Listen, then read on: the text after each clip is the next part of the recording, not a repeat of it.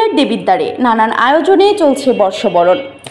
কুমিল্লার দেবিদ্বারে নতুন বছরকে স্বাগত জানিয়ে বৈশাখী শোভাযাত্রা, মেলা ও সাংস্কৃতিক সহ নানা আয়োজনে চলছে বর্ষবরণ।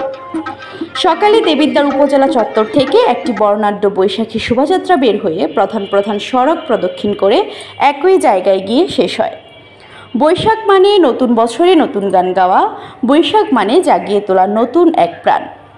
ওই স্লোগানকে সামনে রেখে কুমিল্লার দেবিদ্বারে উপজেলা প্রশাসনের উদ্যোগে ও দেবিদ্বার পৌরসভার সার্বিক সহযোগিতায় বাংলা নববর্ষ 1432 উপলক্ষে বর্ষবরণ আনন্দ শোভাযাত্রা।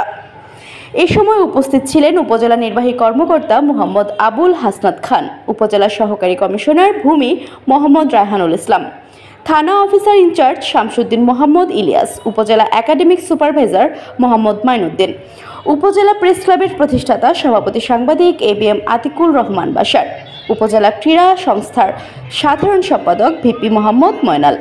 এছাড়াও র্যালিতে উপস্থিত ছিলেন উপজেলা বিএনপির অঙ্গ সংগঠনের নেতাকর্মী সহ রেয়াজ উদ্দিন মডেল সরকারি পাইলট উচ্চ বিদ্যালয়ের ছাত্রছাত্রী, মফিজউদ্দিন আহমেদ বালিকা উচ্চ বিদ্যালয় ও অক্সফোর্ড ইন্টারন্যাশনাল স্কুলের ছাত্রছাত্রী সহ সর্বস্তরের বৈশাখ প্রেমী মানুষ।